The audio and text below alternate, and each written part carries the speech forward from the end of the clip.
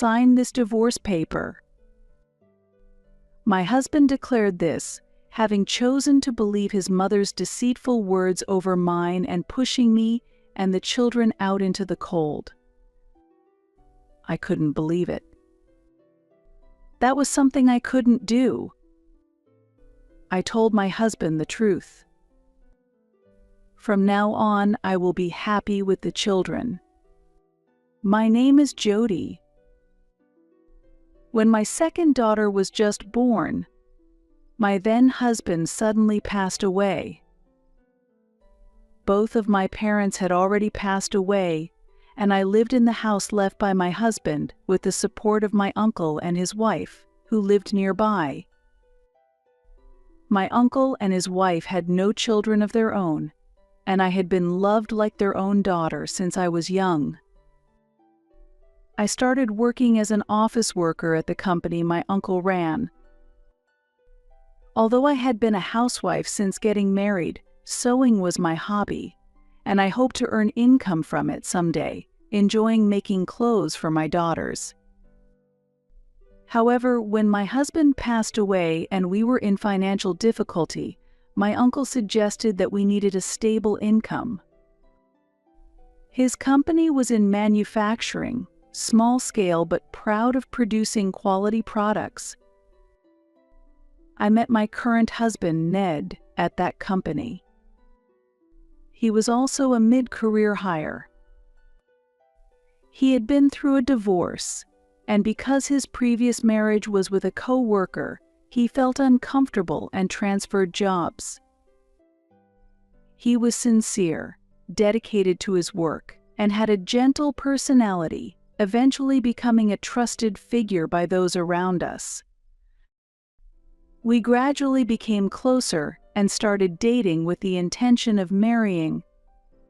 Ned actively took care of the children, and they adored him.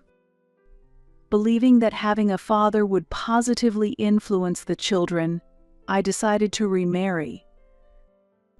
However, it had been less than 3 years since my previous husband had passed away, and I felt hesitant. I discussed this matter thoroughly with my uncle and asked him and his wife to be witnesses at our wedding. Since both of us were remarrying, we decided to register our marriage quietly without holding a wedding ceremony. Ned moved into the house left by my previous husband, starting a new life there. I was worried that I might resist starting a new life in the house where I lived with my previous husband, and suggested, "It's okay to sell this house and move to a new apartment," but Ned replied, "There's no need for that. The children are used to it here." At that time, I felt that he was considering our needs, but later it became clear that his feelings were different. Ned was an only child and grew up in a household with just his mother. He spent a lot of time with his mother from a young age and cherished her very much. He was concerned about his mother living alone when he married me. Initially, I felt that he was a kind person, but gradually I began to feel that his attitude toward his mother was excessive. It was almost like worship. I hoped that no problems would arise, but those fears became reality. "Jody, I've decided. My mother will live here with us," Ned suddenly said one evening after the children had gone to bed. "What?" "It's fine, isn't it? There's a room available. That's not the issue." "Then, what is the issue?" "I'm bewildered when you say it all of a sudden. Don't decide on your own. Let's discuss it." "Why? If my mother wishes, we should comply." "What? Are you opposed to my mother coming here, Jody?" "I'm not opposed, but I want some time to think."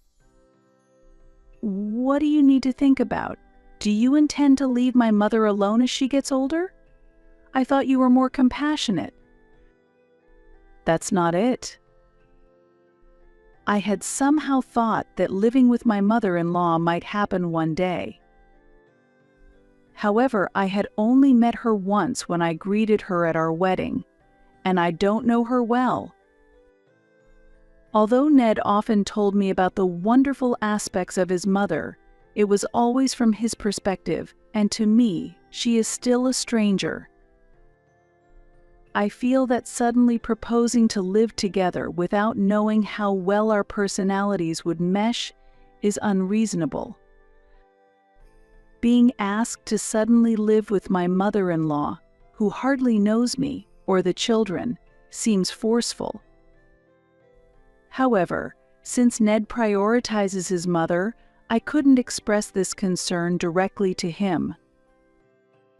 Despite my continued ambiguous attitude and avoidance of a clear answer, my feelings were not understood, and eventually, my mother-in-law arrived with her belongings on the next holiday.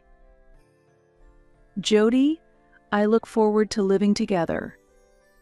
Pansy and Hannah, I hope you will have fun with Grandma. Yes. Hello? I am really happy to live in such a spacious house. It's thanks to Ned marrying you, Jody. I'm so lucky to have such a wonderful son. This house was originally built by my previous husband for our family, but my mother-in-law seems to take joy in crediting it to her son. Since she had already given up her previous apartment, I couldn't ask her to leave, and I was left without a way to handle the situation. As a result, I provided the spare room to my mother-in-law, and we started living together. For the children, having someone they had met only once suddenly come into their home and being asked to call her grandma was confusing. The children always stayed close to me and were hesitant around my mother-in-law. Yet, she would criticize. Why are they so unfriendly? Maybe it can't be helped since they don't carry Ned's blood. Jody, what kind of upbringing are you giving them? My mother-in-law were constantly complaining. She did not take the children to daycare, nor did she prepare meals or bathe them. Moreover, she did not involve herself in any household chores.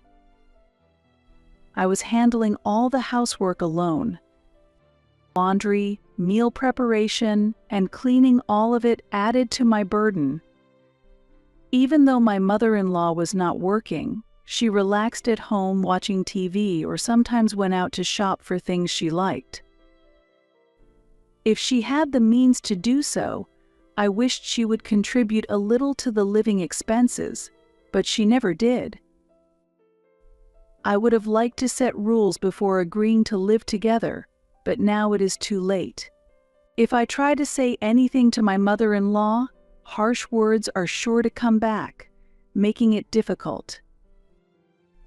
It seems that all my actions and behavior are causing dissatisfaction for my mother-in-law. The house isn't perfectly clean. There's a problem with how the laundry is folded. Meals are delayed, the food tastes bland, and she doesn't like how I interact with Ned. The list is endless. I myself am balancing work and home, and giving my all to both childcare and household duties. Ned, who used to actively take care of the children, now spends all his time with his mother since she moved in. Ned, your mother is well. It would really help if she could lend a hand. If she could at least look after the children, they might grow closer to their grandma. What are you talking about?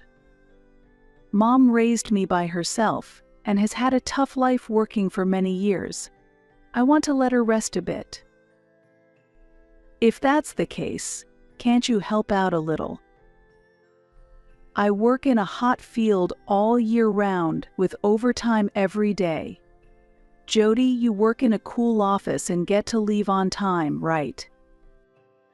That's true, but I work full-time and after returning home, I'm swamped with housework and childcare, leaving almost no time for myself. Even when I try to rest after the children have gone to sleep, I'm so exhausted that I end up falling asleep with them, and before I know it, morning arrives. This situation has been ongoing. Can't I ask my husband or mother-in-law for help? Furthermore, there's another thing I needed to convey to my mother-in-law. Since she arrived, our utility bills have significantly increased. Despite my efforts to save electricity, water, and gas, the consumption is terrible. Even when my mother-in-law is out, if I turn off the air conditioning, lights, or TV in her room, she would complain, "Why isn't my room comfortable when I return?" She also showers multiple times a day, using the shower and hairdryer as much as she wants on days she goes out. The consumption of shampoo and body soap is also high. When I ask Ned to speak with her about saving a bit more, he only says, "Mom raised me alone and lived a poor life, so I want her to do as she pleases." Left with no choice, I decided to gently ask my mother-in-law directly. "Mother-in-law, I also tell Hannah and Pansy not to waste water or electricity. It would really help if you could cooperate a bit with saving." In response, she looked at me and retorted, "Are you making the children live such a miserable life too?" After voicing a complaint, my mother-in-law seemed to agree, saying, "Well, I understand. Ned is earning for us, so I suppose I must endure a bit for his sake." However, this was just a facade. She had a completely different plan hidden beneath. As usual, after putting the children to bed, I dozed off, only to be abruptly awakened by Ned. "Jody, what terrible things have you said to Mom?" "What?" Confused and groggy, I couldn't grasp what was happening. Ned was glaring at me, filled with anger. "Why are you so cold?" he accused. "What are you talking about?" The kids will wake up before I could finish. The 3-year-old Hannah woke up and began to cry. "You told Mom not to use water or electricity, didn't you?" Mom was trembling in a dark, cold room without lights or air conditioning. "What?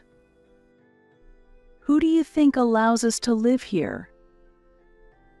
"I didn't think you were that kind of person." I hugged crying Hannah and pondered. I had no memory of saying such things to my mother-in-law, and this house wasn't built by Ned. "Ned, I didn't say it like that. I just asked for more cooperation with saving electricity and water." "Wasn't your way of speaking too harsh? Mom was hurt by your words." "But that really wasn't my intention." I was mistaken to believe that my mother-in-law had genuinely backed down. In fact, she had misled Ned with lies. Ned believed her words and sided with his mother over me. "Jody, apologize to Mom." "What?" "Just apologize. Then Mom will understand." "Right. I don't understand why I need to apologize." Tears are welling up, but it seems I have no choice but to say sorry. She directly threw harsh words to me but secretly fed lies to Ned. While enduring such behavior from her, the days passed by. When would this end? The year became colder. Eventually, the holiday season came, and Ned has gone out. My mother-in-law was also out with friends, so she wasn't at home.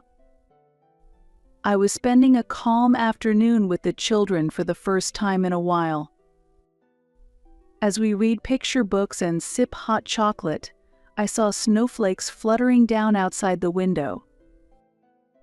"Look, Pansy, Hannah, it's snowing." When I shouted, Pansy and Hannah cheered and ran towards the window. "Mommy, I want to make a snowman." "Me too, Hannah." "Yes. If there's enough snow tomorrow morning, let's make a big snowman together." Yay. The children were unable to hide their excitement and frolicked about. At that moment, Pansy stopped and stared at something. "Pansy? What's wrong?" "Mommy, it's Grandma and Daddy." I sighed inwardly. They were back already. Before I could hear any complaints, I decided to start preparing dinner. Thinking this, I stood up, and at that moment, the front door opened with a loud noise. "Jody." I heard Ned yelling. "What? What's going on?" Not knowing what was happening, I rushed to the entrance, put on my sandals, and stepped out to the front. "What's going on? How could you not let Mom into the house?" "What? On such a cold day, what if she got sick outside?" "What?" My mother-in-law, wiping tears from her eyes while looking down, passed between Ned and me and entered the house. "Did you lock Mom out?" Wasn't your mother out with friends?" "Don't lie. She said you made her go outside." "That's absolutely not true." "She said she called but couldn't get anyone to let her in." "I'm telling you, I didn't do that." "Jody, you've been against living with my mom from the start, haven't you? But isn't this treatment too harsh?" "What? How did it come to this?" While we were arguing in front of the house, Pansy and Hannah came outside. "Mommy, what's happening?" "What's going on?" "It's nothing. It's cold. Go back inside." Before I could finish, the door suddenly closed. "What?" "Get out." "What?" "Go outside and cool down in the cold air." "Wait a minute. This is my house. We're married, so it's my house too." I was locked out, standing in the cold wearing only my sandals. Not only me, but the young children too. I finally understood. They were trying to push me out of the house and make it their own. How foolish had I been? The only people I could rely on were my uncle and his wife. In the chilly twilight, with snow swirling around us, we desperately headed for my uncle's house, clad only in our light clothes. As darkness gradually fell and the snow intensified, normally the children would have delighted in the snow, but they walked crying. When we saw the light from my uncle's house, I finally broke down and cried. "Uncle Joe, Ned kicked me out of the house," I said, and my uncle responded, "Just as I thought. It's good that the marriage certificate hasn't been submitted yet." "What?" "Come on, let's get inside and warm up. Pansy and Hannah must be cold, don't worry anymore." That night, we stayed at my uncle and aunt's house. I shared everything that had happened with them. They listened intently to my story. As we considered what to do next, my uncle suggested, "Jody, let's go back and reclaim your house. We spent Christmas at my uncle's house, preparing the dishes together with my aunt. After a comforting celebration, though reluctant, I decided to return home once. I left the children with my aunt and headed to the house in my uncle's car. I parked the car in the driveway and approached the front door alone, pressing the doorbell. "Yes," Ned answered. "It's me, Jody." "Jody, huh?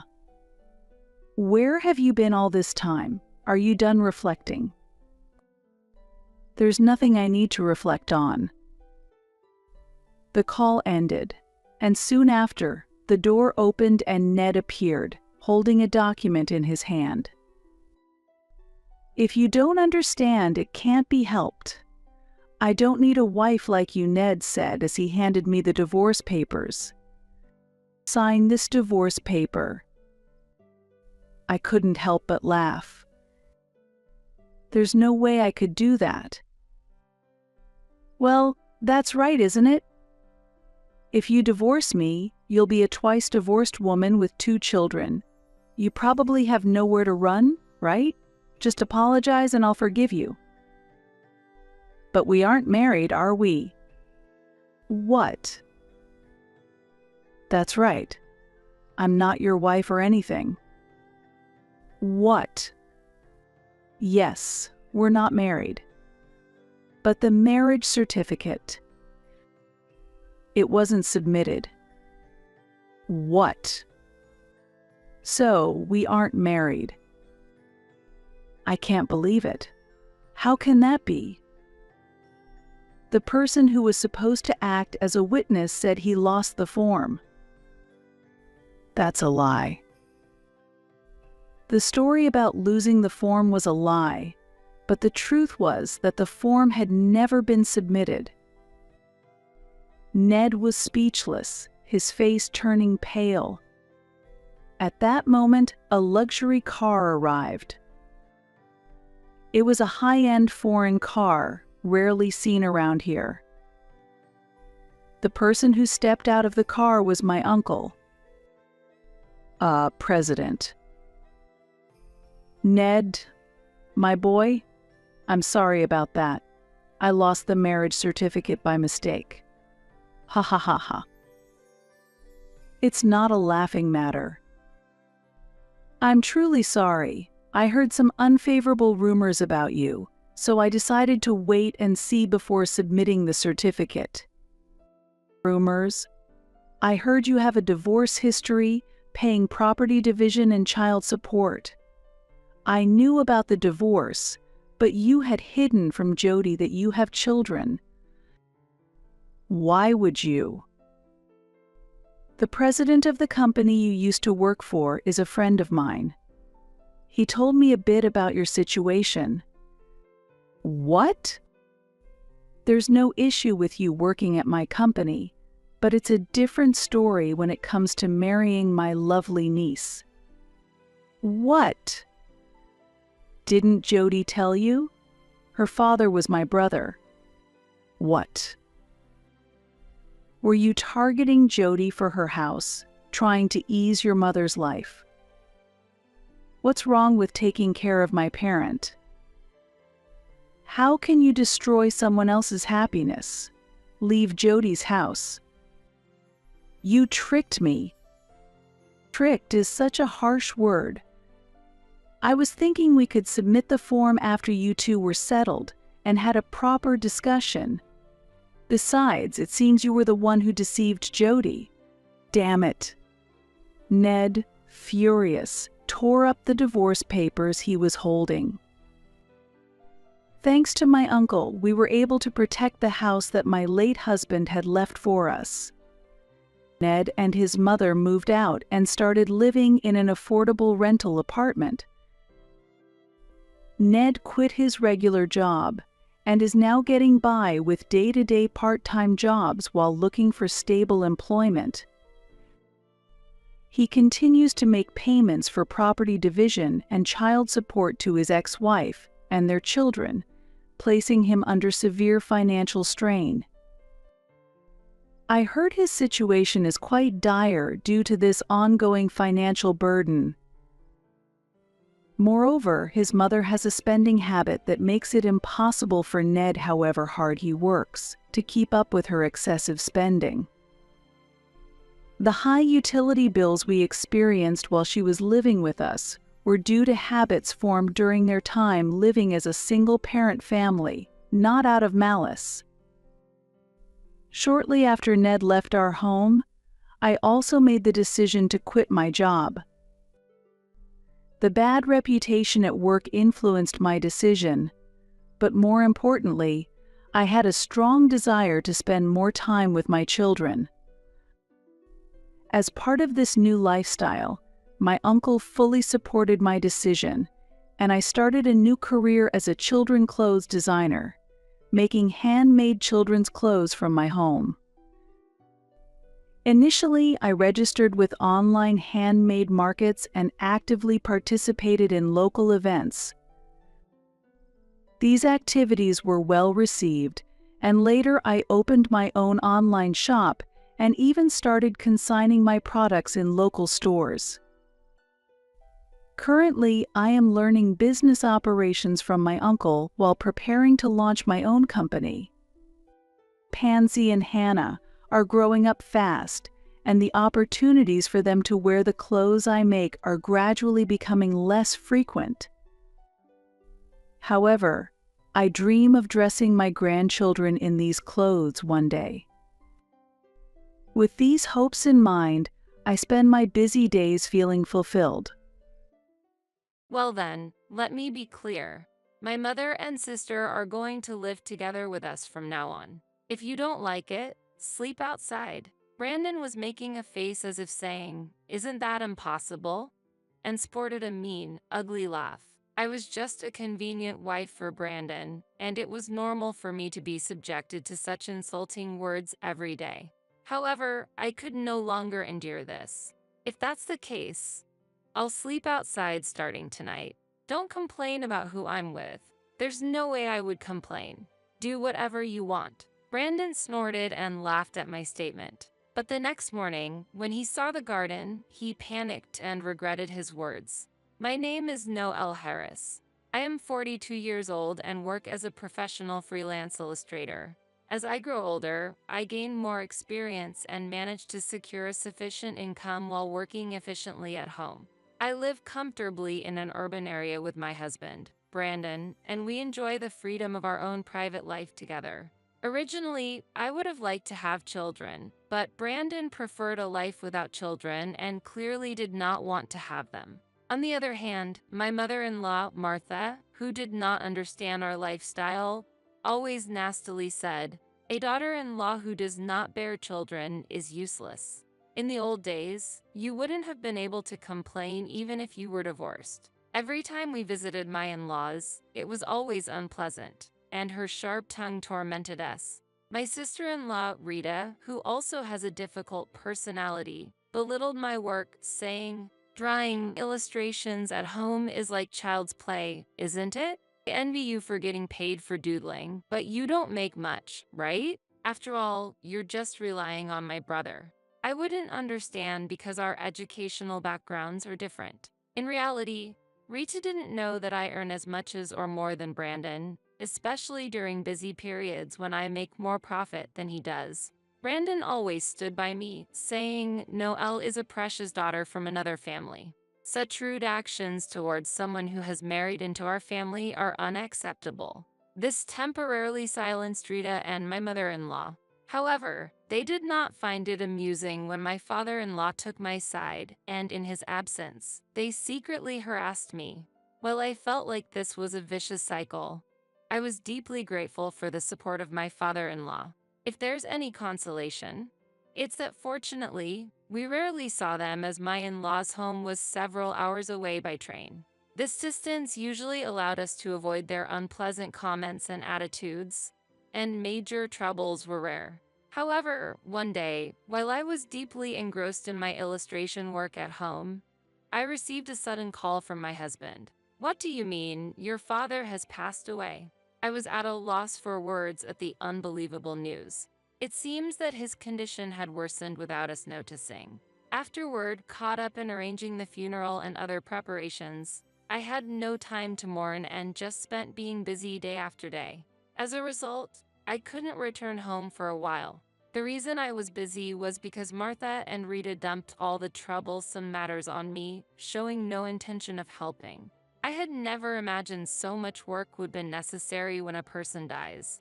While going through these experiences, my strength quickly drained in just a few days. After managing to send my father-in-law off on his final journey, I returned home and finally thought I could settle down and confront my grief when an unexpected proposal was made. Only my mother and sister are left in that house. I'm worried about them, so let's move back home, Brandon suddenly said. I was shocked and replied, "What? Why all of a sudden? What about your job?" Brandon proudly said, "Don't worry, I've already secured a job at a company run by a friend back home. All arrangements are made. You can work remotely, so it doesn't matter where we live, right? There's absolutely no problem, so rest assured." Knowing that he had planned everything without consulting me, I felt angry at Brandon's unilateral decision. He was not listening to my objections and had already started preparing to move. Reluctantly, I also began packing. Originally, Brandon insisted on living together with his parents, but I firmly refused and said, "Then I will stay here." Eventually, we decided to rent an apartment a little away from his parents' house, and we moved there. However, even after the move, Martha and Rita frequently visited without reason, disrupting my work. Their sudden visits made it difficult for me to concentrate on my tasks, causing frequent interruptions and irritation. Since they are not working at the moment, it seems they have a lot of free time on their hands. I have repeatedly asked them indirectly to refrain from visiting so often, but it seems my requests were not fully understood as they came over almost every day and spent their time as they pleased. But that was not the only source of stress. When local residents saw me, they started whispering among themselves. "People from the city stand out here. Noelle, you're a bit out of place. You need to make more effort to blend into the community," they said. When I told Brandon about this, Martha and Rita, who happened to be there, threw sarcastic comments at me. Do I really stand out? The presence of Martha and Rita was already a source of stress, and feeling like I had no allies around, I regretted moving to the countryside and let out a big sigh. One day, without any special reason, Martha and Rita came over again. "Aren't there any sweets here? You should be a bit more considerate. We are guests, after all. Shouldn't you have prepared something?" Martha began rummaging through the kitchen cabinets uninvited and continuously voiced her complaints. It's difficult to patiently endure such demanding visitors, and I sighed internally. Meanwhile, Rita sat down on a chair, lacking manners, and suddenly demanded money from me. "Hey, Noelle, could you lend me some money?" "What?" I was surprised by her abrupt request and asked, "I'm going to New York City soon. I'm planning to go to a theme park with a friend who lives there. I'm asking for money for the trip," Rita said, as if it was natural to ask for money. I was simply astonished by her brazen request and found myself arguing back. "Why don't you consider working and earning your own money? That way, you'd have more money to spend freely." However, my suggestion only angered Rita. She abruptly stood up from her chair and, hitting the desk with force, yelled at me, "You're lecturing me. What can someone like you, who only finished high school, say to someone like me who graduated from university? You're way too arrogant. Know your place and act accordingly," she shouted. Martha, who had been listening, agreed with her. "Rita is right. What an arrogant daughter-in-law you are. The money you're reluctant to part with was earned by my hard-working son. How can you act as if it's yours and be so hardy?" Martha said, puffing out her chest, confident she was right. Unfortunately, both were still unaware of the truth. Brandon recently switched jobs to a company run by a local friend, which resulted in a decrease in his income. As a result, I end up covering the pocket money Rita wants. Even if I explained this fact to them, it would be difficult for them to believe it. Their accusations, based on misunderstandings and prejudices, continued, and it didn't seem like the complex tensions within the family would be resolved anytime soon. I'm really sorry, but I'm very busy right now, so could you please leave? I asked Martha and Rita quietly yet clearly. After dodging their constant complaints and grievances, I finally managed to get them out of the house. As they left with heavy footsteps, I sighed. At that moment, a disgruntled neighbor appeared from next door and, showing his displeasure, said, "It's quite noisy. Could you keep it down a bit? I'm really sorry."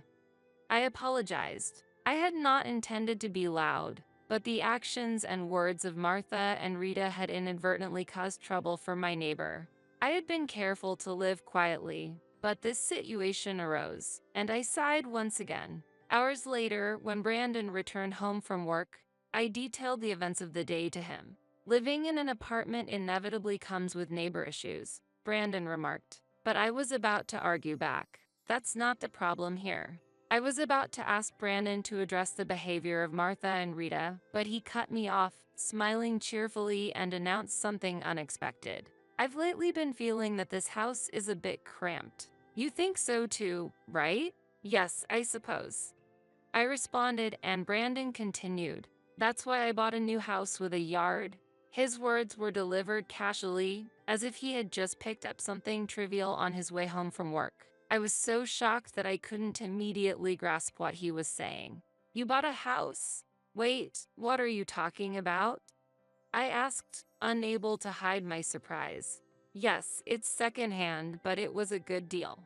I managed to secure it using my savings," Brandon explained. Then, I eagerly questioned him about when he decided to make such a major purchase and why he hadn't consulted me before buying. However, Brandon seemed unconcerned with my words. Caught up in the joy of acquiring a new home, he casually dismissed my concerns. I was about to lose my temper, but since the purchase had already been made, I had no choice but to accept it. Indeed, the apartment was cramped as Brandon had said, and I told myself that living in a house wasn't a bad thing after all. A few days later, we moved to the new house. However, upon arrival, we were greeted by Martha and Rita, who were already there settling down. "What on earth is this?" When I demanded an explanation in a trembling voice, Brandon casually replied, "Oh, didn't I mention? They're going to live here with us too. Their old home is getting too run down and will be demolished. The land is going to be sold. The construction contract is already complete, and the sales process is underway." Wait a minute. Why didn't you tell me? As I struggled to comprehend the unbelievable reality, I was overwhelmed. Seeing my distress, Brandon continued as if it were nothing. "Well then, let me be clear. My mother and sister are going to live together with us from now on. If you don't like it, sleep outside." Brandon's face sported a mean, ugly laugh as he spoke. The moment I saw his smile, something inside me shattered. "If that's the case, I'll sleep outside starting tonight. Don't complain about who I'm with. There's no reason to complain. Do as you like." The two of them watched our exchange with glee, laughing as they said, "Great. Now that the nuisance is gone, we can use this place more freely. Why don't you just go back to your parents' house while you're at it?" Ignoring their mocking laughter, I carried my belongings out to the garden. I then made arrangements to begin living outdoors by contacting someone. The next day, I slept so well. I stretched expansively in the garden of the house Brandon had purchased. It felt like I had awoken from a deep sleep for the first time in ages. After I moved my belongings to the garden, Brandon, as if to harass me, deliberately closed the curtains. He probably didn't know what I was up to outside, but he couldn't keep the curtains closed forever. Morning came, and Brandon finally opened the curtains.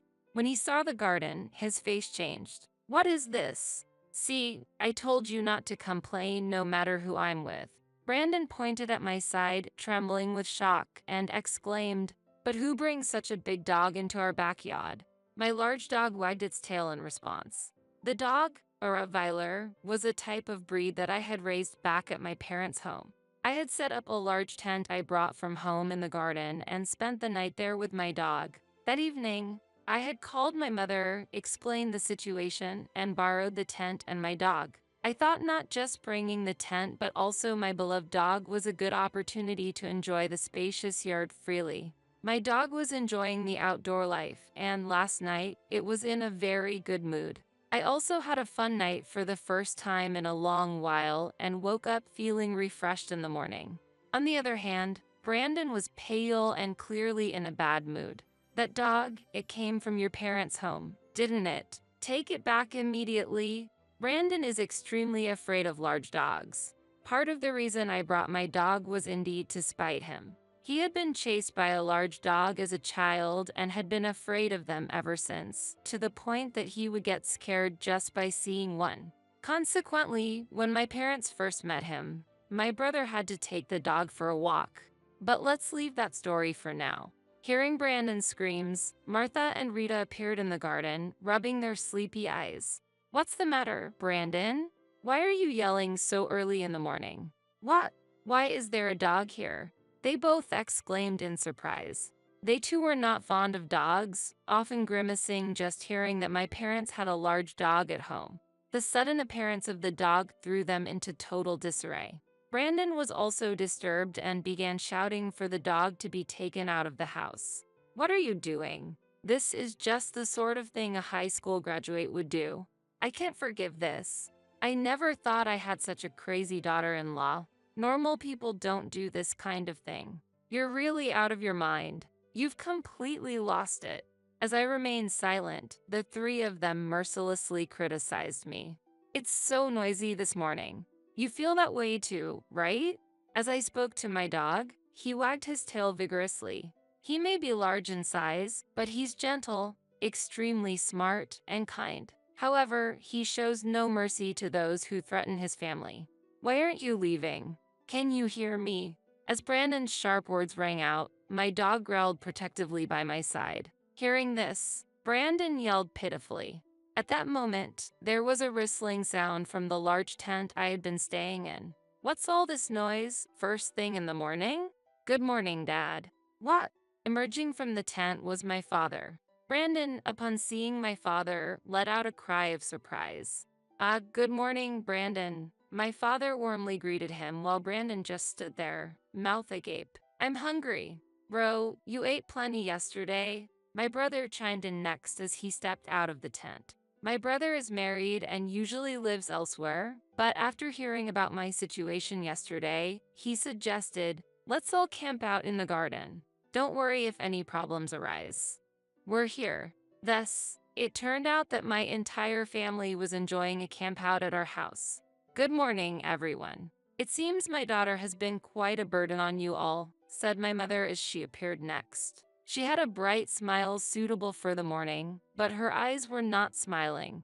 When I explained the situation to her yesterday, she was the most outraged. Although she doesn't explode with emotions like Brandon, she harbors anger internally. This was evident from her cold gaze toward my in-laws.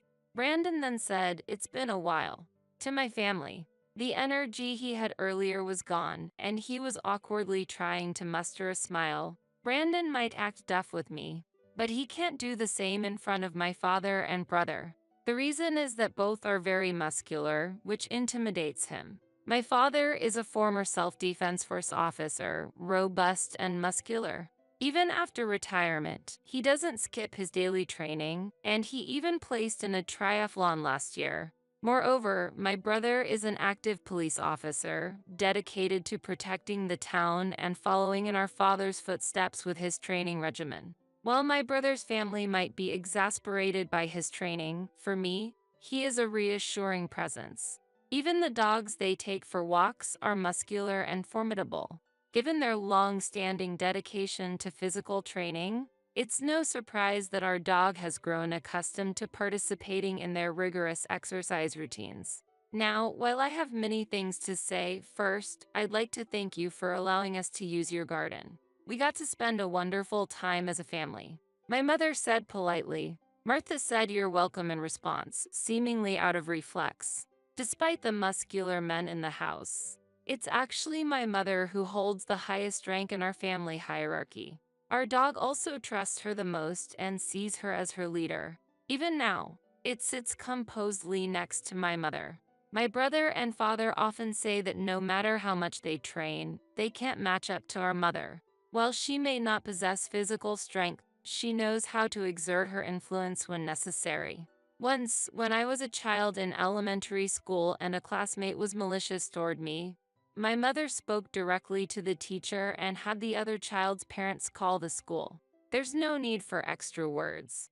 I want to know why you did such a thing to my daughter. Please speak freely, she said. Although always smiling, the pressure she exerted was immense, and it eventually led to the other child and their parents breaking down in tears. At that moment, I made a mental note never to anger my mother. Had I discussed the situation with my family earlier, my parents and brother would have supported me. However, I wanted to avoid worrying them. I wanted them to think I was living a happy married life. That's why, even when Martha and Rita treated me harshly or when Brandon unilaterally decided to relocate, I said nothing. When I contacted my mother yesterday, while she was angry, she was also very worried. You've always been so patient, but I can't bear to see you endure and struggle. You are very precious to me, she said, although I am now an adult and independent. Her words nearly brought me to tears, and I deeply regretted not consulting her sooner. Now, my mother faces my in-laws with the same stern expression she had when confronting the parents of my childhood classmate. This is the first time my mother and my in-laws have spoken like this since the initial meetings and the wedding. They've had little contact since then, so my in-laws likely never expected her to be such a formidable figure. I've heard you insult my daughter multiple times from inside this tent, calling her education inferior because she only graduated from high school, saying her thinking is abnormal, among other things. Now, could you please explain why you directed such unpleasant words at my daughter? The tone she had was polite but assertive, leaving no room for rebuttal, and it's clear it came with a lot of pressure. Each time my mother speaks, you can feel the atmosphere cool down, and her eyes are certainly not smiling. When I looked at my father and brother, they were pale even though they were not being scolded. Our pet dog was also afraid of my mother's gaze. The in-laws facing my mother all had pale faces. Brandon tried to excuse himself. It was just a minor disagreement with Noel, but my mother counted, "Oh, a minor disagreement?" Brandon became even more flustered by my mother's chilly response. Then he started to blame me. How cowardly of you to call your family over. However, I was not shaken by his attack. When I responded, "You are with your family too. Is there a problem with that?"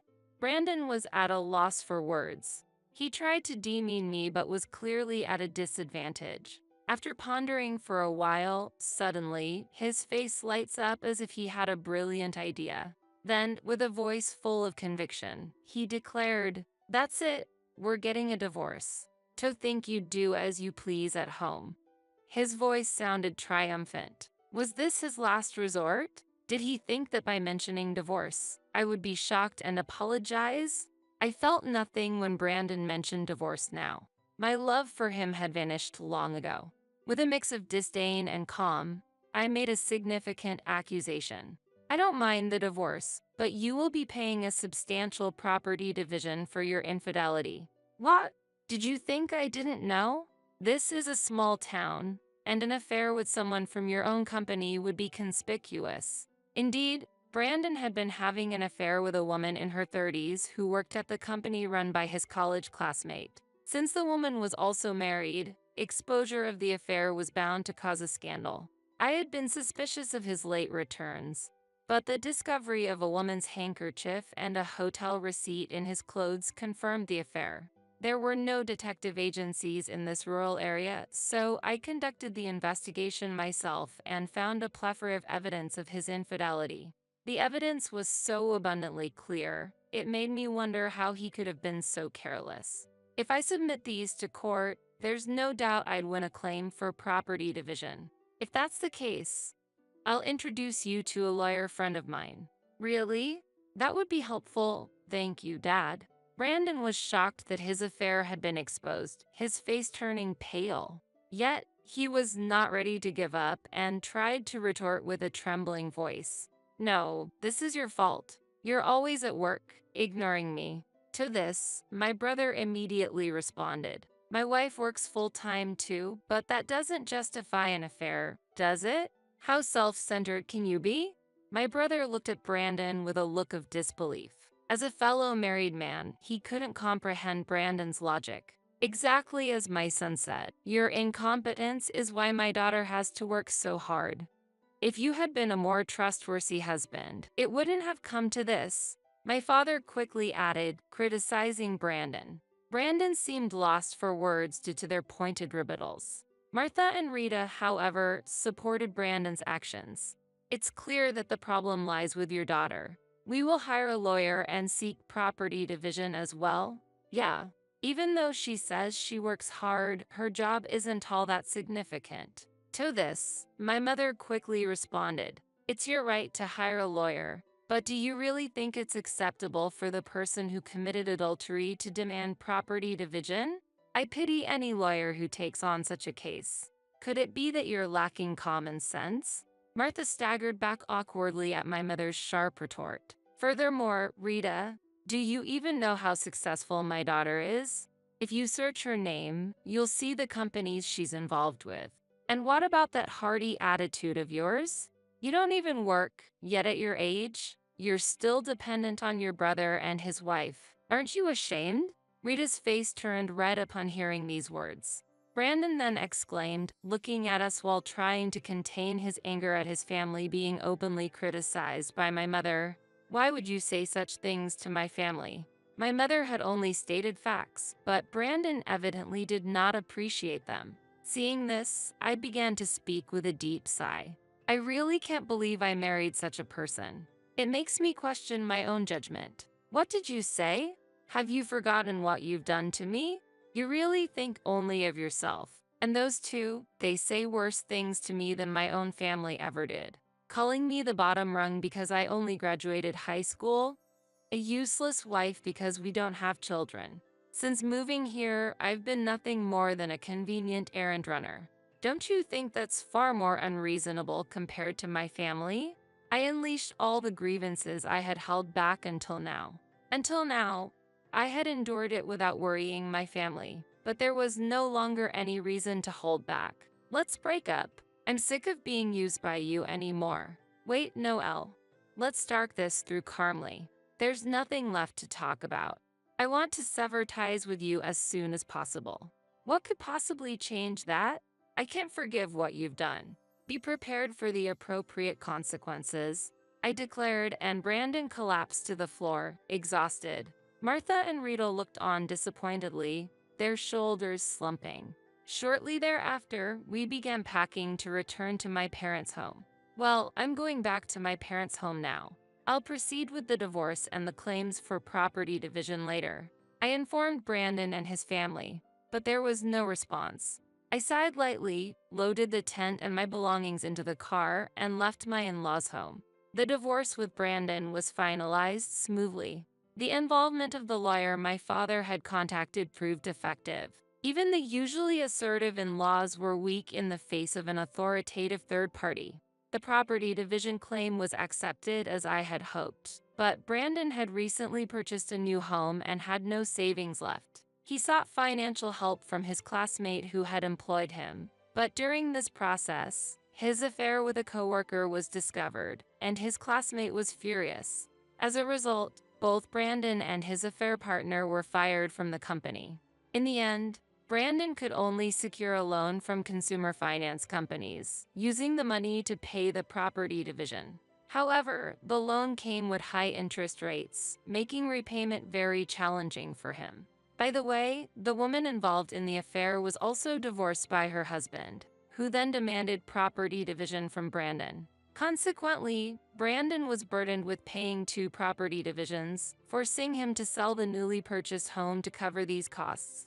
After selling the house, Brandon, along with his mother Martha and sister Rita, moved to an older apartment with cheaper rent. Brandon managed to find some part-time work, but life was very tough for them.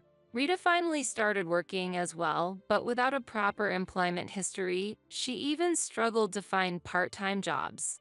Martha registered with a senior employment center, but job options were limited in the countryside, ultimately burdening Brandon to support all three of them. With only the income from his part-time job, it was difficult for him to support himself, let alone three people. They faced a bleak future. While proceeding with the divorce from Brandon, I spent several days moving belongings out of the in-laws' house. During one of these days, a neighbor suddenly approached me. "You're new around here, right? I heard you're Mrs. Harris." "Yes, that's correct." But the neighbor then expressed concern. "The lady and daughter of that house have a bit of a bad reputation around here. They're known to be condescending and to harass the neighbors. We were worried about your situation. Are you okay? If you need help, we're here to offer it." When I first moved to this area, I felt ostracized and thought the locals were wary of outsiders like me.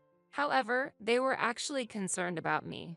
Learning this truth, I relaxed and a smile naturally appeared on my face. "There's no problem, thank you." When I mentioned I was getting a divorce, the neighbor genuinely looked relieved and said, "That's good." I inwardly apologized for regretting my move to the countryside, realizing the community was more supportive than I had expected. Without Brandon and his family, this place would have been wonderful. After removing my belongings from the in-laws' house, I completed the move and the divorce proceedings. All that was left was to receive the final payment of the property division. However, on the day of the final payment, I received this message from Brandon. "This completes the payment of the property division. Does this settle everything? How about we start over?" I had kept Brandon's contact unblocked until the property division was fully paid, but receiving such an unpleasant message made me feel that I should have blocked him from the start. Start over? What kind of joke is that? I would refuse even if you offered me a fortune. Never contact me again. If you try to reach out, I will immediately handle it through my lawyer. After sending that message, I immediately blocked Brandon's contact. Since then, he has had no involvement in my life. After the divorce, I moved back to the city and have been enjoying my freedom. With the funds obtained from the property division, I treated my supportive family to a luxurious wellness trip. The time spent with my parents and my brother's family was an unforgettable, enjoyable memory. Being free from supporting Brandon's family, both mentally and time-wise, has given me more space in my life.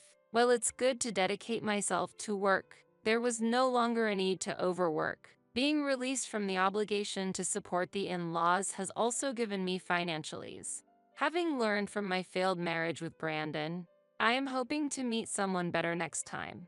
In the urban area where I live, being single in my age group is not uncommon, and events for singles in their 40s are frequently held.